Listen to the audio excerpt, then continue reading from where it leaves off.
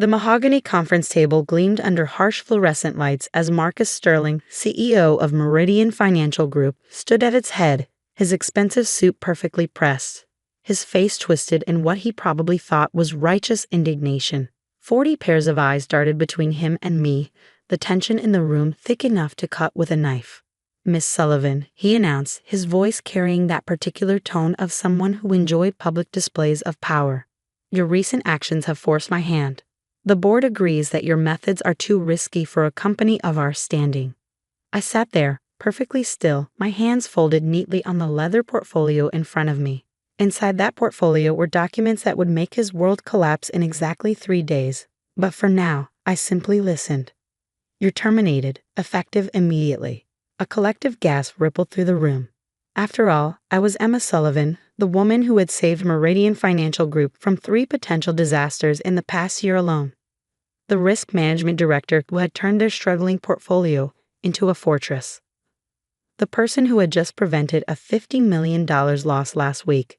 But Marcus Sterling didn't care about any of that. He only cared about control, about showing everyone that he was in charge. What he didn't know, what none of them knew, was that I had seen this coming months ago, and I had prepared accordingly. I stood slowly, gathering my things with deliberate calm.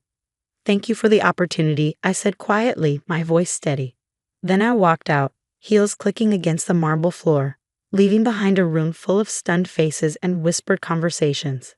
It was exactly 9:17 a.m. on a Tuesday morning, and phase 1 of my plan was complete. 6 months earlier, the first time I realized Marcus Sterling would try to destroy me was during a routine budget meeting. I had just presented a new risk management strategy that would save the company millions in unnecessary hedging costs. The data was solid, the math impeccable, but Marcus's eyes had narrowed in that peculiar way that meant he felt threatened. "That's quite ambitious, Emma," he said, emphasizing my first name like it was a weapon. "Perhaps a bit too ambitious for someone at your level." I had been at Meridian for 7 years by then, brought in during the financial crisis when they desperately needed someone who understood both risk and innovation. I had delivered, consistently and brilliantly, turning their risk management division from a corporate afterthought into the company's backbone. But Marcus had only been CEO for 8 months, brought in by a board that wanted a dynamic leader for their public image. He had the right pedigree, the right connections, the right look. What he didn't have was any real understanding of how financial risk actually worked. That day, watching him dismiss my strategy without even understanding it, I made a decision. I would protect myself quietly and thoroughly because men like Marcus Sterling didn't fire people. They destroyed them. I began by documenting everything. Every email, every meeting, every decision. I created encrypted backups of all my risk analyses, storing them securely off-site. But more importantly, I started laying the groundwork for something bigger. You see, Meridian's entire operation depended on their credit lines. Without them, the company's daily operations would grind to a halt. The biggest of these, a $50 million revolving credit facility, was coming up for renewal. Marcus, focused on his public appearances and corporate politics, had delegated the renewal process entirely to my department. What he didn't bother to read in the paperwork was that the renewal wasn't just a simple extension. It required a complete restructuring with new terms, new guarantees, and most importantly, new ownership of the special purpose vehicle that actually held the credit facility. I spent 3 months quietly negotiating with Somerset Bank, building relationships, explaining my methodology. They understood what Marcus never could, that true financial security came from understanding risk, not avoiding it. When they offered to let me take personal ownership of the SPV that would hold the credit line, I accepted with a small smile. The paperwork was complex, deliberately so. Buried in hundreds of pages of legal language was the simple fact that I, through a series of perfectly legal corporate structures, would effectively control Meridian's financial lifeline. Marcus signed off on it without reading past the first page, too busy preparing for another TV interview about his innovative leadership. Meanwhile, I continued to excel at my job, much to Marcus's growing discomfort. I prevented a massive loss during a market downturn in March. I restructured our Asian exposure to avoid currency risks. I built systems that caught trading errors before they could become disasters. Each success made Marcus more uneasy. He started excluding me from key meetings, removed me from copied emails, had his assistant accidentally leave me off calendar invites. Classic signs of a CEO preparing to remove someone he saw as a threat. The final straw came last week. Our trading desk had taken a massive position in emerging market derivatives, authorized directly by Marcus without consulting risk management. When the markets turned against us, we were looking at a potential $50 million loss. I spent 48 hours straight at my desk, analyzing patterns, running scenarios, building hedges. In the end, I not only prevented the loss but managed to turn it into a small profit. The traders called it brilliant. The risk management team called it inspired. Marcus called it unnecessarily complicated and dangerously aggressive. That's when I knew my time was running out. I could see it in the way he stalked the halls, in the whispered conversations that stopped when I walked by, in the sudden requests for detailed reports on all my methodologies. So I prepared. I updated all my documentation. I confirmed my control of the credit facility. I made sure every single action I had taken was not only legal but provably necessary for the company's survival. Then I waited. The email came last night. Mandatory all-hands meeting tomorrow at 9 a.m. No agenda. No explanation. Classic ambush tactic. I arrived early, dressed impeccably in a charcoal gray suit that had cost me a month's salary. Image matters in finance, especially when you're about to let someone underestimate you for the last time. The room filled quickly. Department heads, senior managers, even some junior staff. Marcus wanted an audience for this. He wanted to make an example of me. I watched him stride in at exactly 9 a.m., flanked by 2 security guards and someone from HR. He didn't even try to make it look professional. No private conversation, no dignified exit. He wanted a show. And now here I was, walking out of Meridian Financial Group for what they thought was the last time. Security escort behind me, cardboard box in my arms for theatrical effect. Anything important had been removed days ago. Employees peeking out from behind their monitors to watch my walk of shame. I kept my head high, my pace steady. The security guard, Jim, who had always been kind to me, looked uncomfortable. "I'm sorry, Miss Sullivan," he whispered as we reached the lobby. "This isn't right." I gave him a small smile. "Don't worry, Jim. Everything happens for a reason." Outside, the city bustled under a clear autumn sky. I took a deep breath of crisp October air and checked my watch. 9:47 a.m. In exactly 3 days, Marcus Sterling would learn what real risk looked like. But for now, I had a breakfast meeting to attend with the CFO of Somerset Bank, who was very interested in hearing about my sudden availability. I slipped into the back of my waiting car, not a taxi, but a private town car I had arranged the night before. Image matters in finance, after all, especially when you're about to turn from fired employee to the person who holds your former company's financial fate in your hands. The driver pulled away from the curb smoothly as I pulled out my phone. A text from my lawyer confirmed that everything was in place. Another from my private banker assured me that my own finances were secure and untouchable. I leaned back against the leather seat, allowing myself a moment to appreciate the perfect execution of Phase 1. Marcus thought he had won. He thought he had proven his power, established his dominance, eliminated a threat. What he had actually done was activate a sequence of events that would teach him the true meaning of risk management. Because while he had been focused on his public image, I had been focused on something far more important, understanding exactly how power really worked in the world of high finance. And in 3 days, when Somerset Bank's statement revealed exactly who controlled Meridian's critical credit line, Marcus Sterling would learn that sometimes the biggest risk is underestimating the person you're trying to destroy. But that was Phase 2. For now, I had a breakfast meeting to attend and a story to begin telling. After all, timing is everything in finance. And my timing was perfect. The Somerset Bank executive dining room had that particular kind of hushed elegance that only old money could create. Crystal glasses caught the morning light, white tablecloths draped with mathematical precision, and the subtle scent of fresh coffee mixed with power and privilege. William Hayes, CFO of Somerset Bank, stood as I approached the corner table. His handshake was firm, his smile genuine. "Emma," he said warmly, "I heard about this morning's theatrics at Meridian." I settled into the leather chair across from him, accepting a cup of perfectly brewed coffee from a discreet waiter. News travels fast in financial circles. especially when someone makes a mistake as colossal as Marcus Sterling just did. William's eyes sparkled with a mixture of amusement and anticipation. I assume everything is proceeding according to plan? I took a small sip of coffee, savoring the moment. Phase 1 is complete. Marcus did exactly what we expected. Made it public, made it dramatic, made it impossible to quietly reverse course. William nodded, pulling out a sleek leather portfolio. Our timing couldn't be better. The quarterly review of all major credit facilities is scheduled for Friday morning. Marcus will be required to attend personally as CEO. And the documentation. All in order. The ownership structure of the SPV controlling their credit line will be revealed as part of standard compliance protocols. He paused, allowing himself a small smile. I must admit, I'm looking forward to seeing his face when he realizes what he's done. I reached into my bag and retrieved a USB drive. This contains detailed reports of every risk management decision I've made in the past year, including a full analysis of last week's derivatives save. Your risk committee might find it interesting reading. William pocketed the drive smoothly. I'm sure they will. Now, shall we discuss your future role at Somerset? The rest of breakfast passed in a comfortable discussion of possibilities.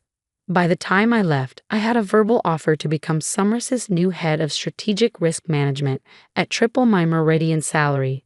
But that would come later. For now, there was work to be done. Back in my car, I checked my phone. 3 missed calls from Meridian's HR department, 5 from their legal team, and 1 very interesting text from Sarah Chen, my former deputy. Complete chaos here. MS trying to access your risk management systems. Nobody can understand your notation system. Of course they couldn't. I had developed my own proprietary method of coding risk assessments over the years. It was perfectly logical if you understood the underlying mathematics, which Marcus very clearly didn't. I smiled, remembering his dismissal of my methods as unnecessarily complicated. He was about to discover just how necessary that complication had been. By afternoon, the first real tremors began. My phone buzzed with a message from my inside source at Meridian's trading desk. Emergency meeting called. MS trying to explain your hedging strategies to the board. Making 0 sense. Trading suspended on 3 major positions.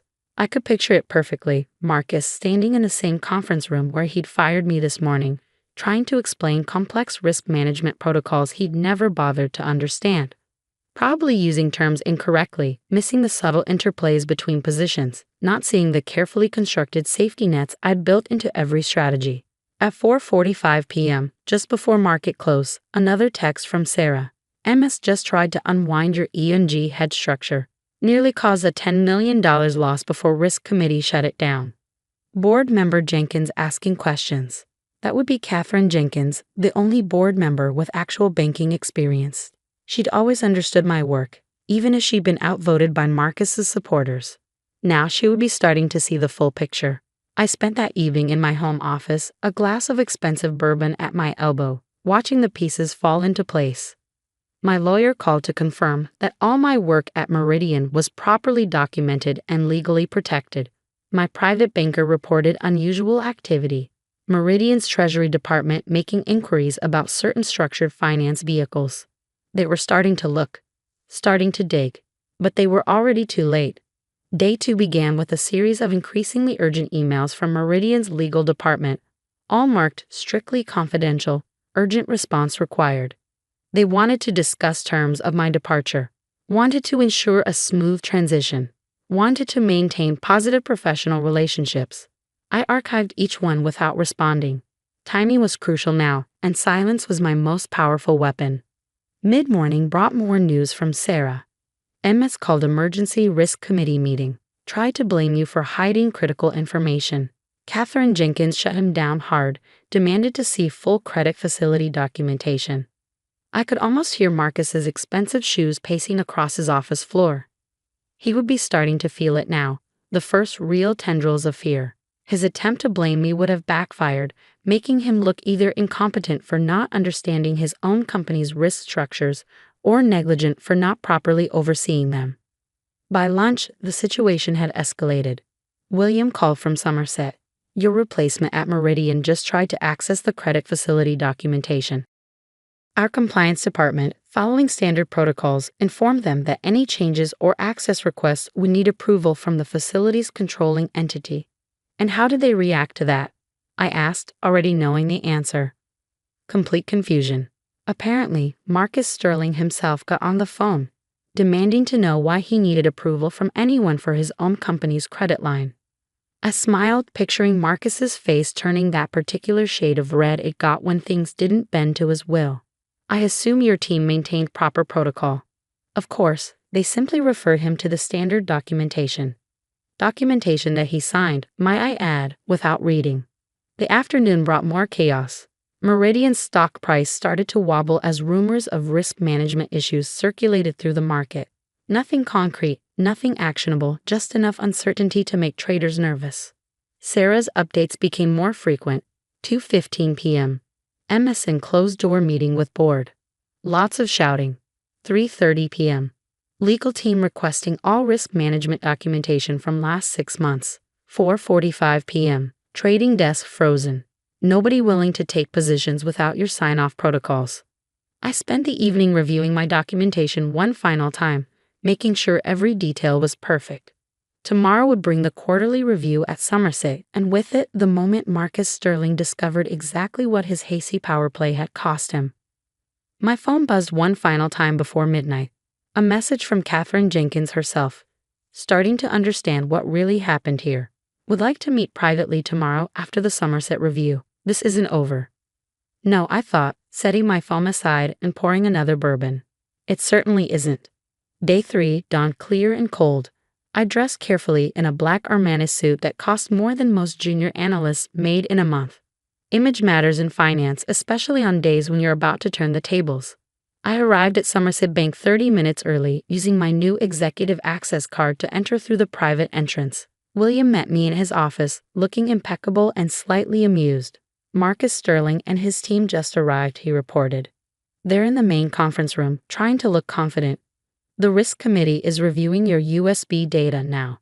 He paused, allowing himself a small smile. The timing of your firing couldn't have been better. Makes the whole reveal much more dramatic. I checked my reflection in his office window, adjusting my jacket slightly. Everything ready. All set. Standard quarterly review presentation, followed by the compliance update, ending with the ownership structure review. Should take about an hour to get to the big moment. I nodded, checking my watch. In exactly 60 minutes, Marcus Sterling would learn the true meaning of risk management, and I would be there to watch it happen. Shall we? William gestured to the door. I picked up my leather portfolio, the same one I'd had at my firing, and smiled. Time for phase 2. The conference room was packed when we entered through the private door behind the presentation screen. Through the one-way glass, I could see Marcus at the head of the Meridian team, trying to project confidence but fidgeting with his gold cufflinks, a tell he never knew he had. William took his seat at the head of the Somerset side. I stayed in the shadows behind the screen, watching, waiting. Right on schedule, the presentation began. Standard quarterly review materials, market positions, risk exposures.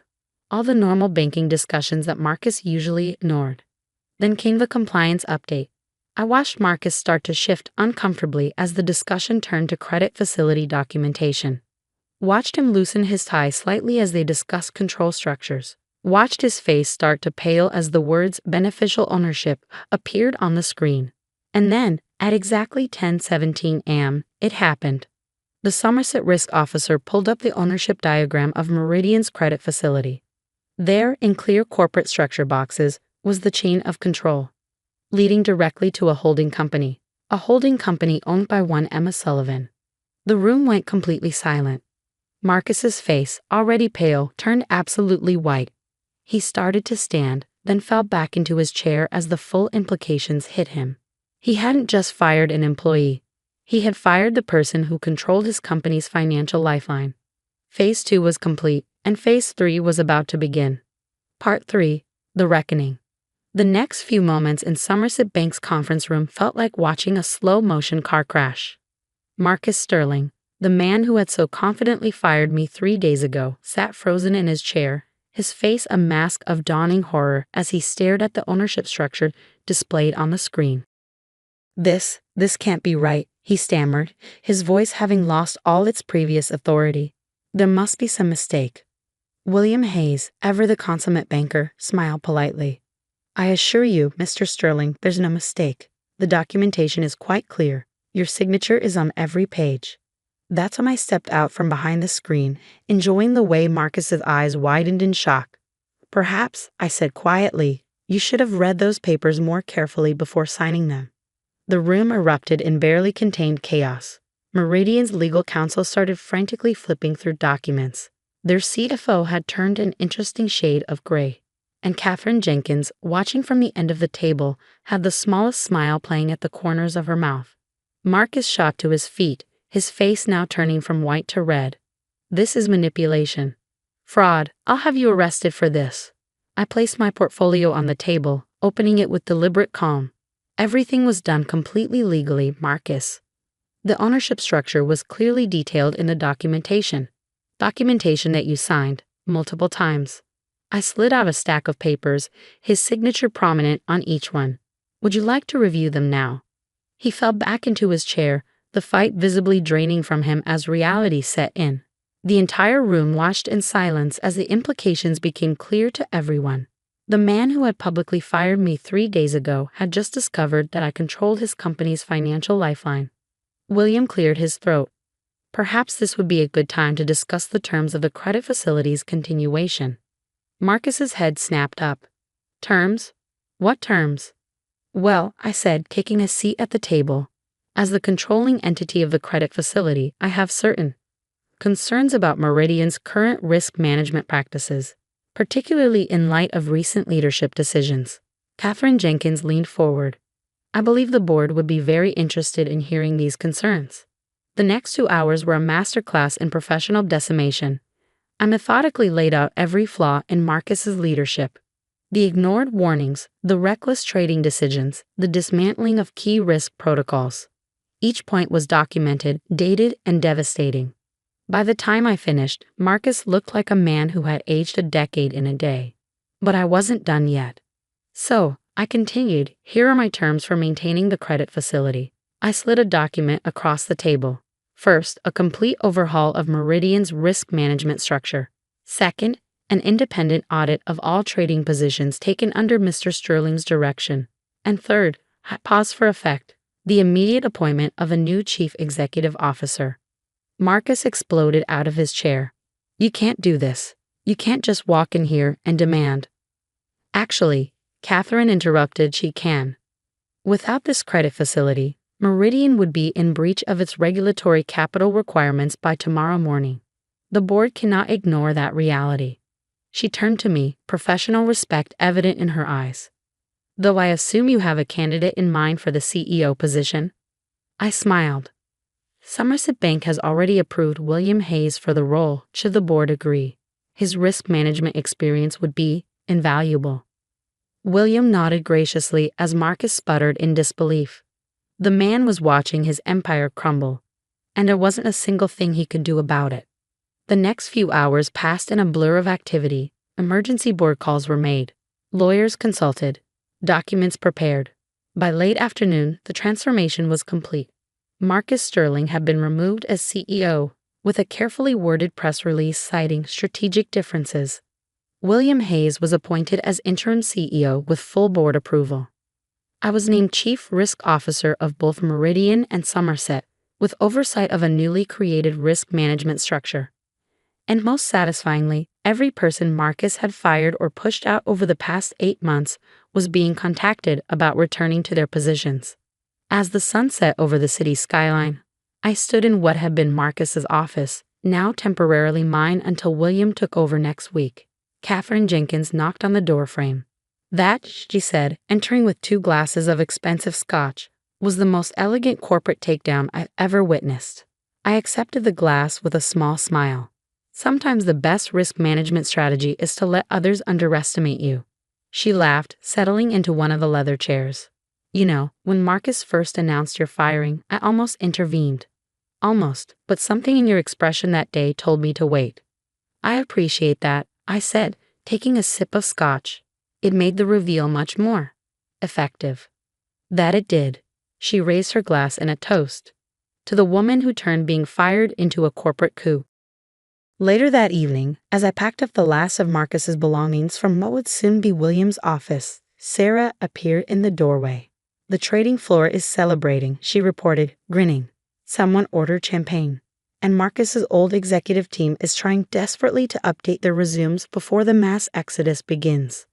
I nodded, placing Marcus's pretentious motivational posters in a box. Change is healthy in corporate culture. Speaking of which, how do you feel about a promotion? "I'll need a deputy chief risk officer I can trust." Her eyes widened. "Seriously? But what about Somerset?" "I'll be overseeing risk for both institutions, part of the new partnership structure William and I designed." I smiled. It turns out getting fired was the best career move I never planned. That night, I stood at my penthouse window, watching the city lights twinkle below. My phone had been buzzing all day with congratulations, job offers, and interview requests. The Financial Times wanted to do a profile. Harvard Business Review was interested in a case study. And Marcus? He had been last seen clearing out his desk, his perfect suit wrinkled, his golden boy image tarnished beyond repair. I sipped my bourbon, savoring the warmth. In the end, it hadn't been about revenge. It had been about something far more important, proving that true power doesn't come from titles or corner offices. It comes from understanding the game better than anyone else, from seeing the moves others miss, from being willing to be underestimated until the perfect moment to strike. A text message lit up my phone. It was from William. "Board dinner tomorrow to celebrate the new partnership." Marcus's face when he realized who owned the credit line? Priceless. "See you at 8. I smiled, remembering that moment of revelation. Marcus had thought he was showing strength by firing me in front of everyone. Instead, he had staged the perfect backdrop for his own downfall.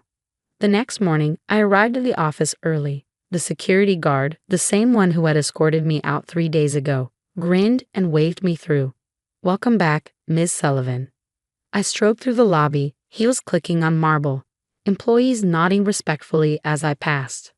The fear was gone from their eyes, replaced by something better, admiration. Not for my title or my power, but for how I had wielded it. In the elevator, I caught my reflection in the polished doors. Same suit, same portfolio, same calm expression. But something was different now. I wasn't just a risk manager anymore.